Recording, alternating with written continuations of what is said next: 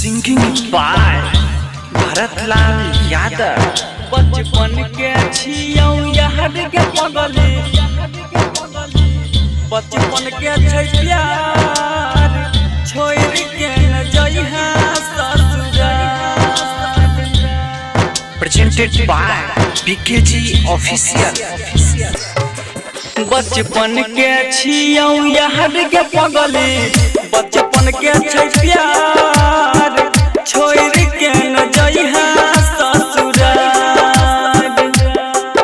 बचपन के छियौ याद के पगली, बचपन के छै प्यार, छोड़ के न जइहा ससुराल। गे छोड़ के न जइहा ससुराल। DJ good Madhubani, DJ good Madhubani. बचपन के छियौ याद के पगली,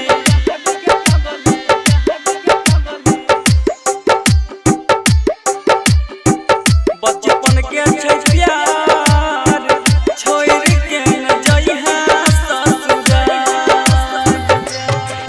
हम केने छियौ भरोसा, नहीं हमारा रुलैहा गे। तोरा प्यार में छियौ पागल, नहीं हमारा भुलैहा गे। तोरा प्यार में छियौ पागल, नहीं हमारा भुलैहा गे। हम केने छियौ भरोसा, नहीं हमारा रुलैहा गे। तोरा प्यार में छियौ पागल, नहीं हमारा भुलैहा गे। झूठो के नहीं देखै है तू सपना, जिंदगी है तै बेकार, छोड़ के न जइहा ससुराल। बचपन के छियौ याद के पगली, बचपन के छै प्यार, छोड़ के न जइहा ससुराल। गे छोड़ के न जइहा ससुराल। DJ good Madhubani, DJ good Madhubani. बचपन के छियौ याद के पगली,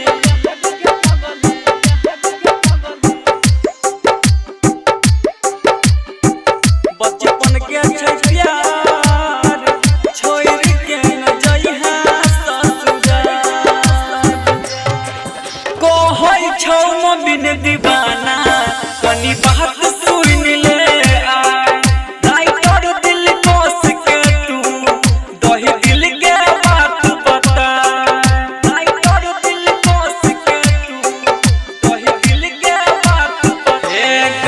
कहै छौ बिन दीवाना, कनी बात सुन ले आ।